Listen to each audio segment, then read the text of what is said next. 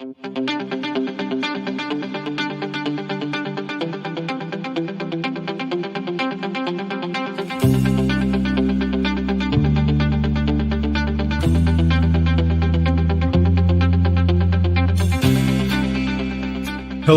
and welcome to another episode of the Energy Detox, a petroleum-based blend of leadership conversations guaranteed to boost your professional and personal output by flushing away the hidden and often toxic barriers to peak performance. I'm your host, 𝐂𝐬𝐭𝐚𝐛𥥅𝐿, a chemical engineer, executive coach, and 16-year energy industry veteran, helping you tap into the same resources fueling today's most successful and sustainable leaders. And today we're going to talk about how those leaders are adept at demonstrating their value, demonstrating what they and their teams and their organization bring to the table, instead of merely talking about their value and theorizing about their value and basically calling themselves a thought leader instead of a get it done leader. And to drive today's conversation, we're going to talk about a new $20 billion office within the Department of Energy that is intent on doing just that, demonstrating the power and the value and the real world application of certain clean energy technologies. And in particular, those technologies are, at least I think half of that $20 billion is dedicated towards hydrogen production and, putting in place 4 hydrogen hubs that will, again, prove whether or not it is a viable, economic, sustainable option for producing energy. Some of the other billions of dollars that are going to be put in place there are related to carbon capture, of course, small scale nuclear energy generation, and a host of other things. But as is often the case, we're not going to dive into all the details of yesterday's announcement. Suffice to say, $20 billion will be put to use. And at least the mission of this new office within the Department of Energy, again, is to, in their own words, demonstrate real world application of these different technologies.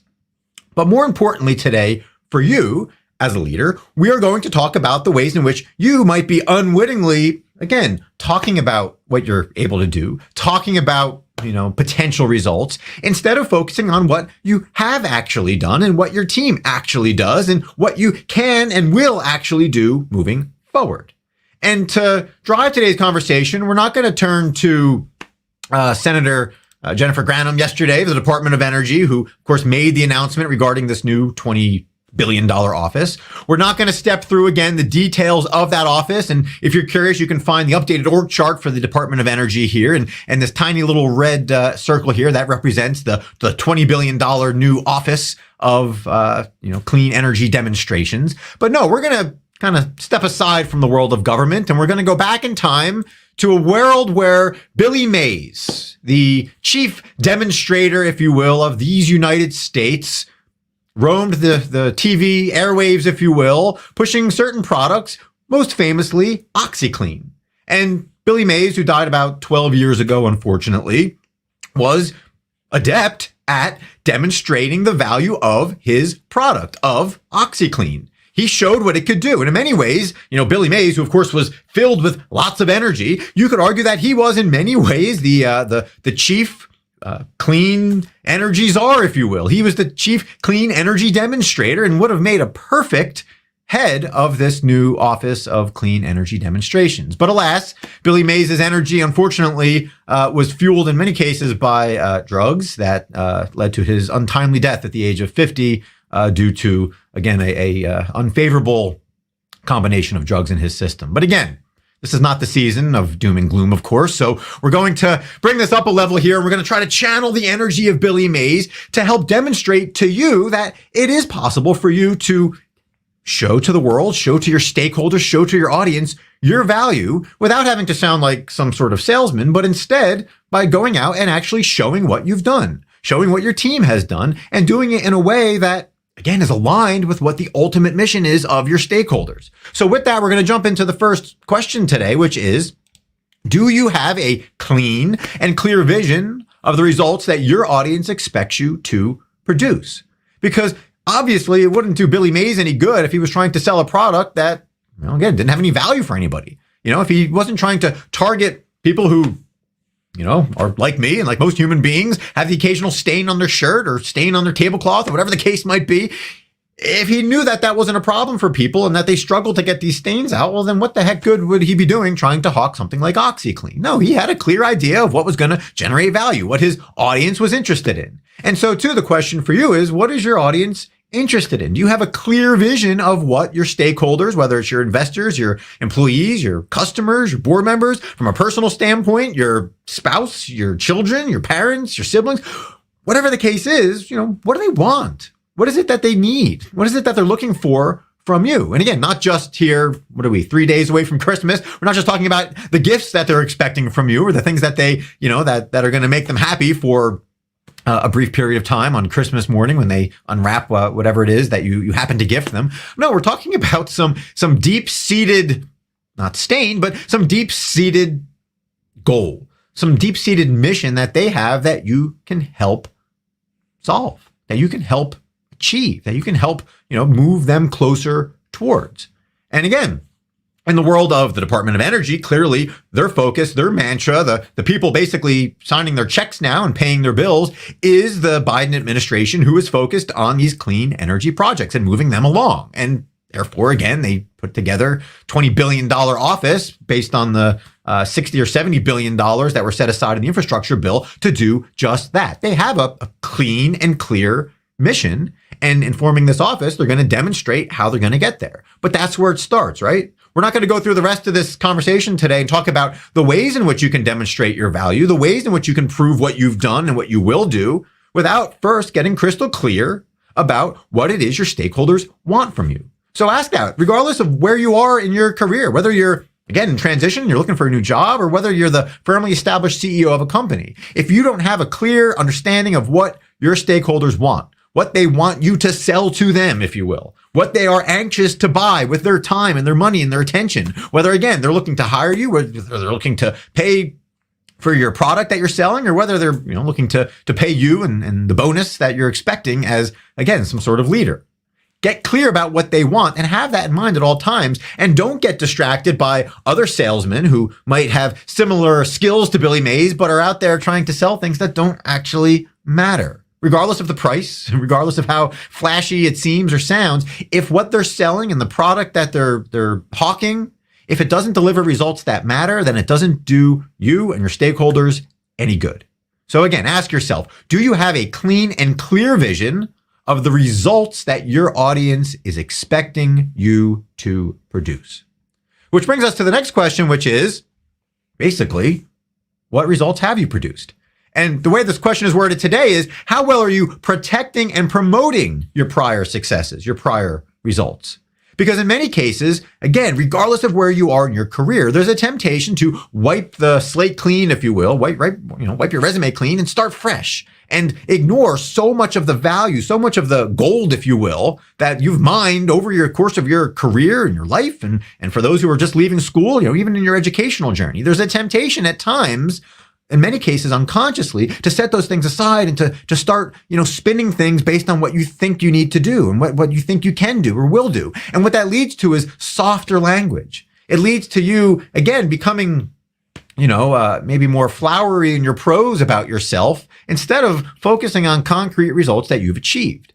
And the reason that a lot of people slip into this trap, if you will, especially those who I work with, again, on the career transition side, it's human nature. It's this fear that what you've done isn't directly applicable. The results that you've achieved, in some cases over, 10, 20, 30-year career, aren't directly applicable. And you get into this rut of trying to, respin things or, again, talk about your potential and what you can do, which is, there's a time and a place for that.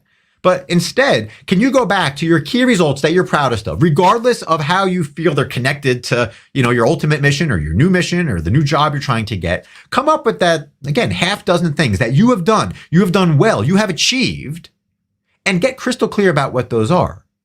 And then promote them, push them, yell like Billy Mays was very good at. He was quite good and using his powerful voice and again his energy, regardless of whether it was driven by cocaine or some natural genetics. The reality is that Billy Mays was very good at shouting out the results that his products could achieve. And it's important for you to be able to do that too, first and foremost, to show that you can achieve results and then apply it to your new mission, your new goal, whatever the job is, whatever the new, again, directive is from your stakeholders. But again, don't fall into the trap of setting aside what you've already done. Protect them.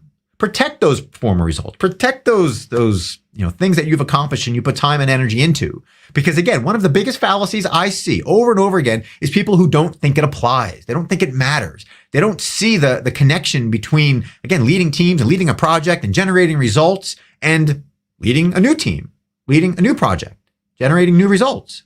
And again, when you get in this mindset, it almost seems laughable. But the question for you today is simply to ask yourself in what ways you're not protecting your prior successes. You're not elevating them. You're, unfortunately dismissing them and setting them aside. So answer that question for yourself today. Uncover even just one thing that you've done in your past that you're proud of that, again, might not seem to apply directly to your new goal, your new mission, but in reality, probably has a lot more application than you might imagine. So with that, moving on to the third and final question today, which is, what are all the ways you can demonstrate your current and future impact on the real world? And I liked the release from the Department of Energy yesterday because, again, it talked about, real world results. I think, I don't know if I have the quote here up exactly, but the question was, well, what exactly does it mean to have an office of, demonstration projects? And again, I do have it here. Demonstration projects, this is quoting directly from the Department of Energy. Demonstration projects prove the effectiveness of innovative technologies in real world conditions at scale in order to pave the way towards widespread adoption and deployment. And again, that's, I don't know who came up with that wording, but it's one of those things that I think even a bipartisan group of individuals for this, money that came from the bipartisan infrastructure bill could kind of get behind. And I'll read it again. Demonstration projects, which is the focus of this new office, demonstration projects prove the effectiveness of innovative technologies in real world conditions at scale in order to pave the way towards widespread adoption and deployment. And again, whether or not the $20 billion that is going to be invested in all of these projects will lead to the end results that everyone is hoping for, who is pushing for this new office and this new, use of $20 billion, it doesn't matter. The reality is a statement like this addresses so many of the concerns and so many of the stones that are being cast at the government because, again, it talks about the real world, not just theorizing.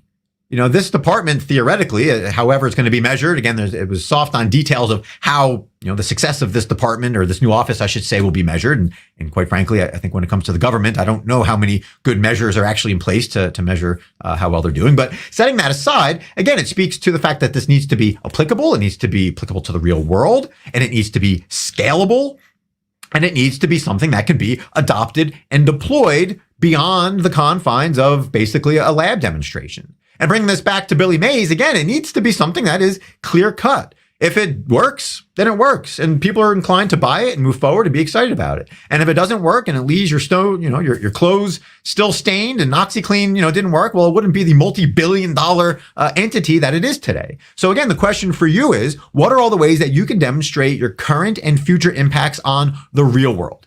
Is what you're doing and have done and will do, is it scalable? Does it matter? Can it work in conditions that go beyond simply talking and thinking? So answer that question and the prior two questions today and come up with some ways that, again, you might be, unwittingly underselling yourself or selling yourself and what you can do to an audience that really doesn't want to buy what you're pitching. So with all that being said, as always, I appreciate the time and attention you've taken to listen to me and to ask these questions. And I certainly hope that this helps fuel you towards a more sustainable and successful future that helps demonstrate to others your value and what you, of course, bring to the table. So with that, have a great rest of the day, and thanks again for tuning in.